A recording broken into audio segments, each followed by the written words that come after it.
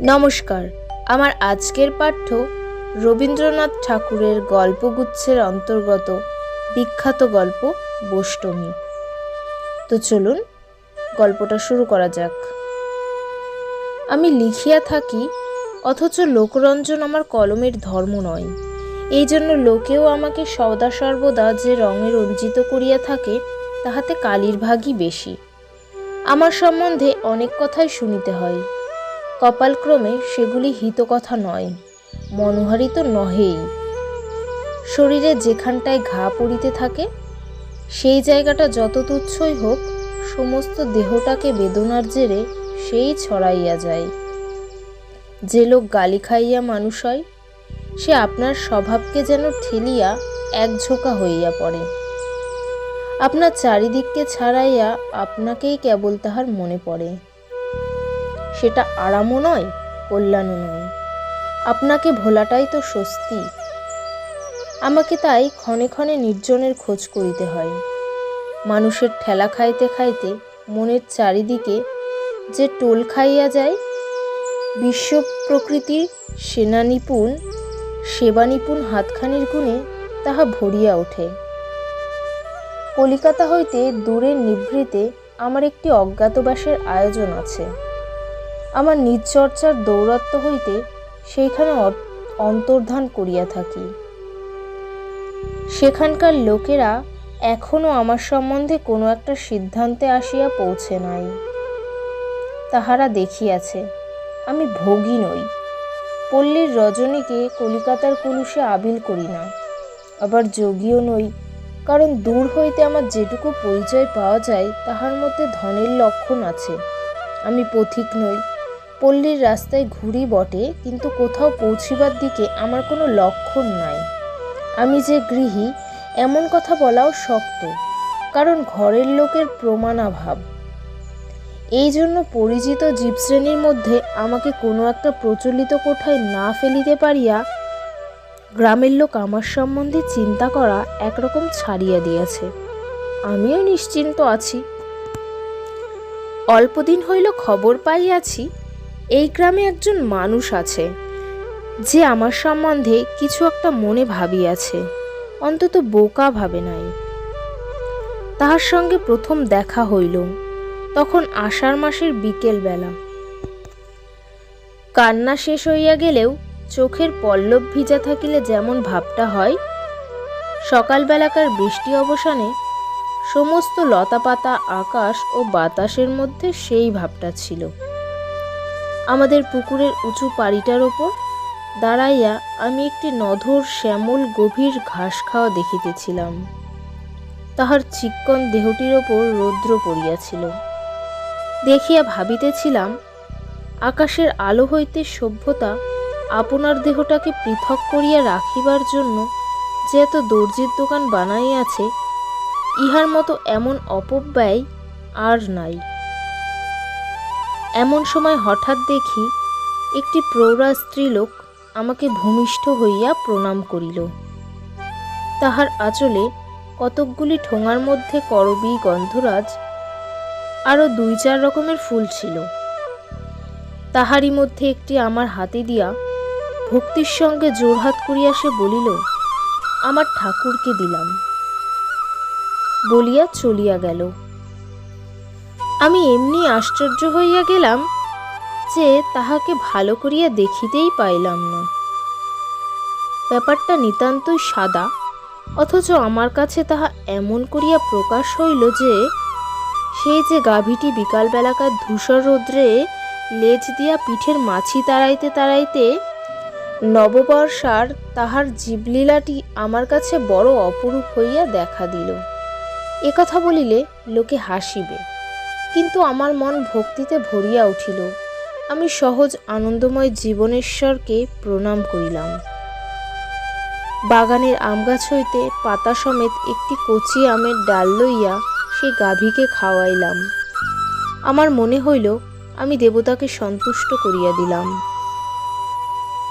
ইহার পরবৎসর যখন যেখানে গিয়াছি, তখন মাঘের শেষ। সেবারে তখন শীত ছিল। সকালের রৌদ্রটি পূবের জানালা দিয়া আমার পিঠে আসিয়া পড়িয়াছিল, তাহাকে নিষেধ করি নাই। দোতলার ঘরে বসিয়া লিখিতেছিলাম। বেহারা আসিয়া খবর দিল, আনন্দী বোষ্টমী আমার সঙ্গে দেখা করিতে চাই। লোকটাকে জানি না, অন্যমনস্ক হইয়া বলিলাম, আচ্ছা এখানে নিয়ে আই। বোষ্টমী পায়ের ধুলা লইয়া আমাকে প্রণাম করিল। দেখিলাম সেই আমার পূর্ব পরিচিত স্ত্রীলোকটি। সে সুন্দরী কিনা সেটা লক্ষ্যগোচর হইবার বয়স তাহার পার হইয়া গেছে। দোহারা সাধারণ স্ত্রীলোকের চেয়ে লম্বা। একটি নিয়ত ভক্তিতে তাহার শরীরটি নম্র, অথচ বলিষ্ঠ, নিঃসংকোচ তাহার ভাব। সবচেয়ে চোখে পড়ে তাহার দু চোখ। ভিতরকার কি একটা শক্তিতে তাহার সেই বড় বড় চোখ দুটি যেন কোন দূরের জিনিসকে কাছে করিয়া দেখিতেছে। তাহার সেই দুই চোখ দিয়া আমাকে যেন ঠেলা দিয়া সে বলিল, এ আবার কি কাণ্ড? আমাকে তোমার এই রাজসিংহাসনের তলায় আনিয়া হাজির করা কেন? তোমাকে গাছের তলায় দেখিতাম, সে যে বেশ ছিল। বুঝিলাম গাছতলায় এ আমাকে অনেকদিন লক্ষ্য করিয়াছে, কিন্তু আমি ইহাকে দেখি নাই।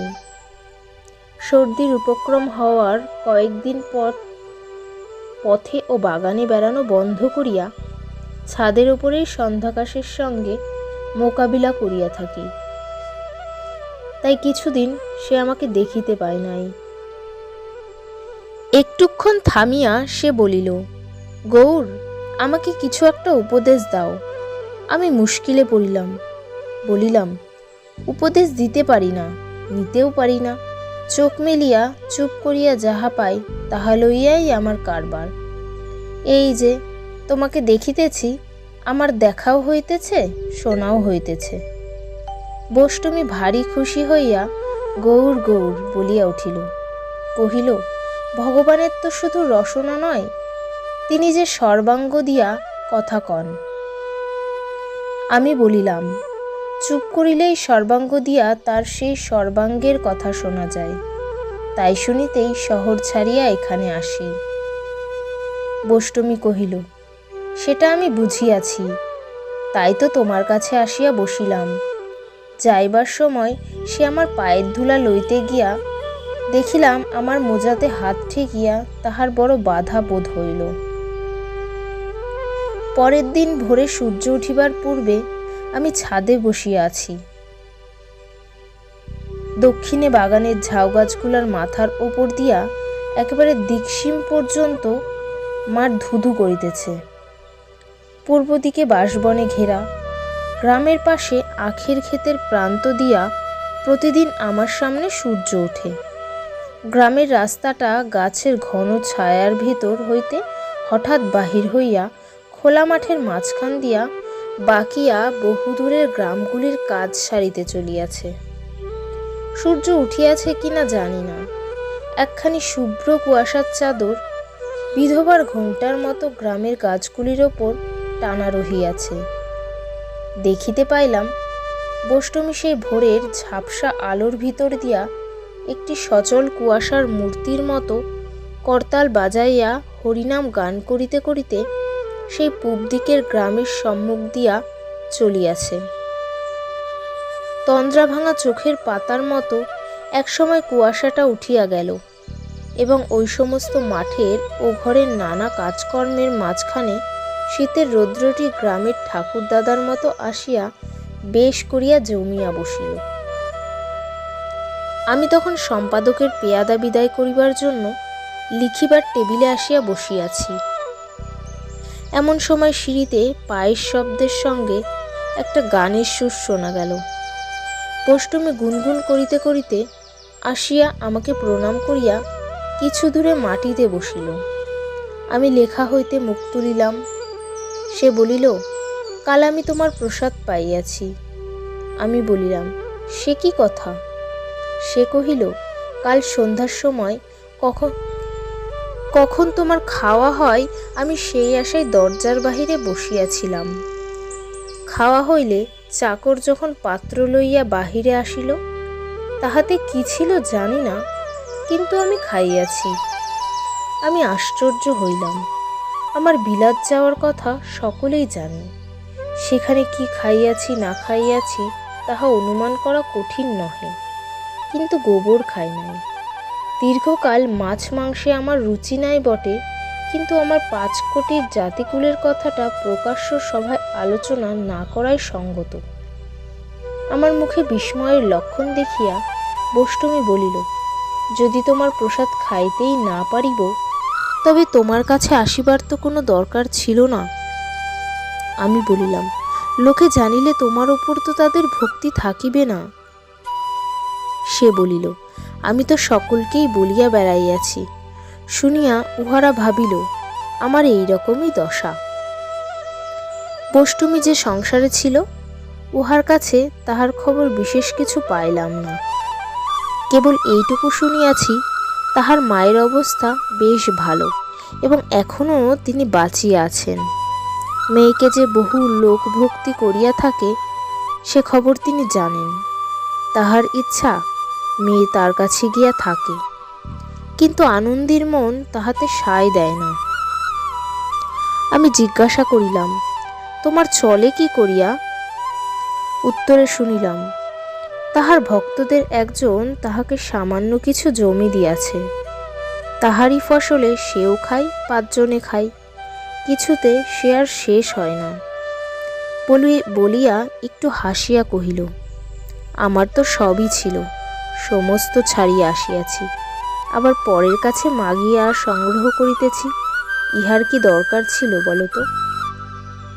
শহরে থাকিতে এ প্রশ্ন উঠিলে সহজে ছাড়িতাম না। ভিক্ষাজীবিতায় সমাজের কত অনিষ্ট তাহা বুঝাইতাম, কিন্তু এ জায়গায় আসিলে আমার পুঁথিপড়া বিদ্যার সমস্ত ঝাঁজ একেবারে মরিয়া যায়। বষ্টমীর কাছে কোনো তর্কই আমার মুখ দিয়া বাহির হইতে চাহিল না। আমি চুপ করিয়া রহিলাম। আমার উত্তরের অপেক্ষা না রাখিয়া সে আপনিই বলিয়া উঠিল, না না, এই আমার ভালো, আমার মাগিয়া খাওয়া অন্নই অমৃত। তাহার কথার ভাবখানা আমি বুঝিলাম। প্রতিদিনই যিনি নিজে অন্ন যোগাইয়া দেন ভিক্ষার অন্নে, তাহাকেই মনে পড়ে। আর ঘরে মনে হয় আমারই অন্ন আমি নিজের শক্তিতে ভোগ করিতেছি। ইচ্ছা ছিল তাহার স্বামীর ঘরের কথা জিজ্ঞাসা করি, কিন্তু সে নিজে বলিল না, আমিও প্রশ্ন করিলাম না। এখানকার যে পাড়ায় উচ্চবর্ণের ভদ্রলোক থাকে, সে পাড়ার প্রতি বষ্টমীর শ্রদ্ধা নাই।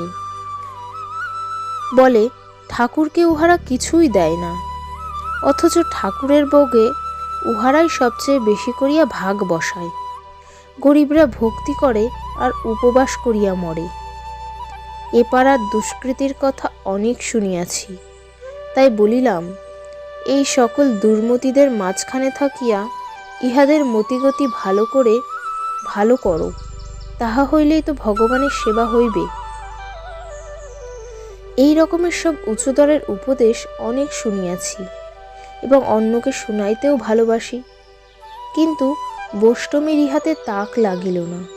আমার মুখের দিকে তাহার উজ্জ্বল চক্ষু দুটি রাখিয়া সে বলিল, তুমি বলিতেছ ভগবান পাপীর মধ্যেও আছেন, তাই উহাদের সঙ্গ করিলেও তাহারই পূজা করা হয়, এই তো?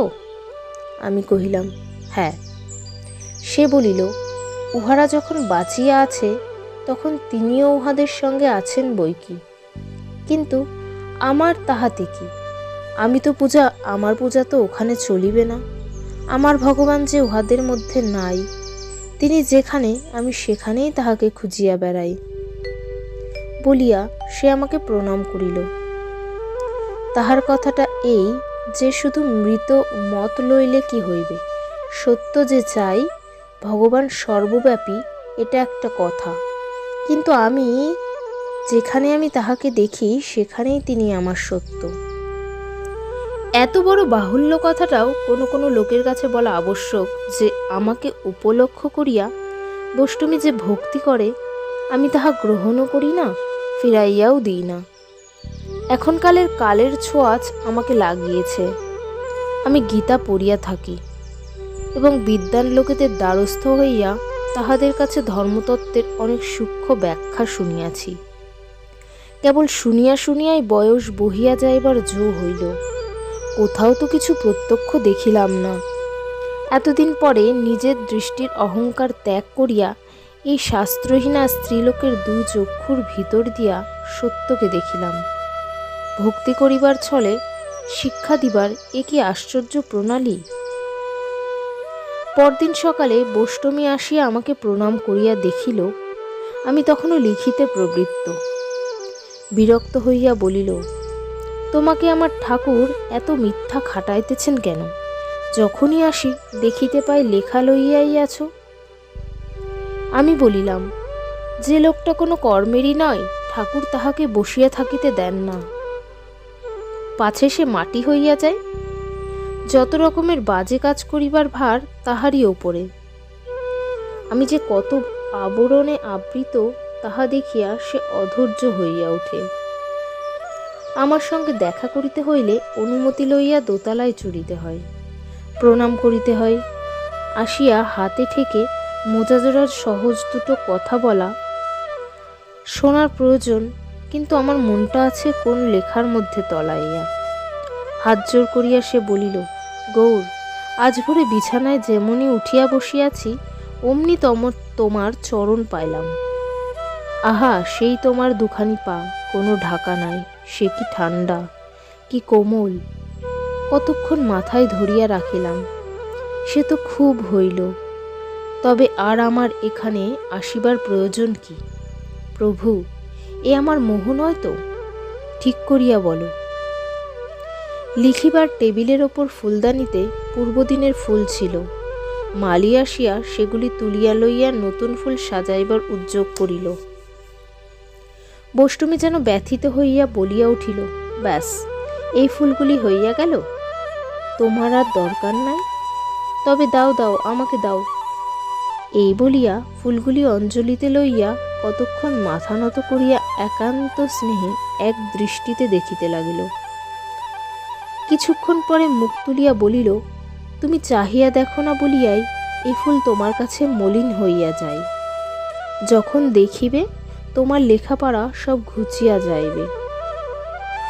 এই বলিয়া সে বহু যত্নে ফুলগুলি আপন আঁচলের প্রান্তে বাঁধিয়া লইয়া মাথায় ঠেকাইয়া বলিল, আমার ঠাকুরকে আমি লইয়া যাই।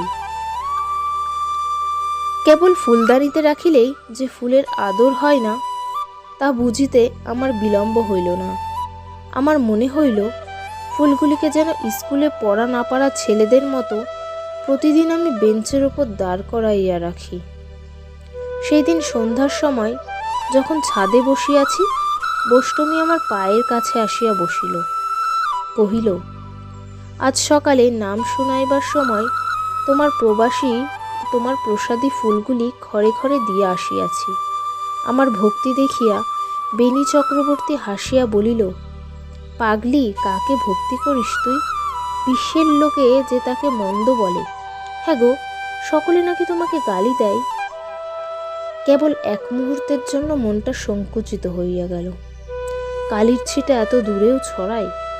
বৈষ্ণবী বলিল, বেণী ভাবিয়াছিল আমার ভক্তিটাকে এক ফুঁয়ে নিবাইয়া দিবে, কিন্তু এ তো তেলের বাতি নয়, এ যে আগুন। আমার গৌর, ওরা তোমাকে গালি দেয় কেন গো? আমি বলিলাম, আমার পাওনা আছে বলিয়া। আমি হয়তো একদিন লুকাইয়া উহাদের মন চুরি করিবার লোভ করিয়াছিলাম। বৈষ্ণবী কহিল, মানুষের মনে বিষ যে কত, সে তো দেখিলে। লোভ আর টিকিবে না। আমি বলিলাম, মনে লোভ থাকিলেই মারের মুখে থাকিতে হয়। তখন নিজেকে মারিবার বিষ নিজের মনে যোগাই। তাই আমার ওঝা আমার মনটাকেই নির্বিষ করিবার জন্য এত কড়া করিয়া ঝাড়া দিতেছেন। বৈষ্ণবী কহিল, দয়াল ঠাকুর, মারিতে মারিতে তবে মারকে খেদান।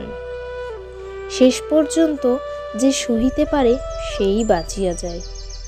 সেই দিন সন্ধ্যার সময় অন্ধকার ছাদের ওপর সন্ধ্যা তারা উঠিয়া আবার অস্ত গেল। বৈষ্টমী তাহার জীবনের কথা আমাকে শুনাইল। আমার স্বামী বড় সাদা মানুষ, কোনো কোনো লোকে মনে করিত তাহার বুঝিবার শক্তি কম, কিন্তু আমি জানি যাহারা সাদা করিয়া বুঝিতে পারে তাহারাই মোটের ওপর ঠিক বোঝে। ইহাও দেখিয়াছি তাহার চাষবাস জমি জমার কাজে তিনি যে ঠকিতেন তাহা নহে, বিষয় কাজ এবং ঘরের কাজ দুইই তাহার গোছালো ছিল। ধান চাল পাটের সামান্য যে একটা ব্যবসা করিতেন, কখনো তাহাতে লোকসান করেন নাই। কেননা তাহার লোভ অল্প, যেটুকু তাহার দরকার সেটুকু তিনি হিসাব করিয়া চলিতেন, তার চেয়ে বেশি যা তাহা তিনি বুঝিতেনও না, তাহাতে হাতও দিতেন না। আমার বিবাহের পূর্বেই আমার শ্বশুর মারা গিয়াছিলেন এবং আমার বিবাহের অল্পদিন পরেই শাশুড়ির মৃত্যু হয়। সংসারে আমাদের মাথার ওপর কেহই ছিল না। আমার স্বামী মাথার ওপরে একজন ওপরওয়ালাকে না বসাইয়া থাকিতে পারিতেন না। এমনকি বলিতে লজ্জা হয় আমাকে যেন তিনি ভক্তি করিতেন। তবুও আমার বিশ্বাস তিনি আমার চেয়ে বুঝিতেন বেশি, আমি তাহার চেয়ে বলিতাম বেশি। তিনি সকলের চেয়ে ভক্তি করিতেন তাহার গুরু ঠাকুরকে। শুধু ভক্তি নয়, সে ভালোবাসা, এমন ভালোবাসা দেখা যায় না।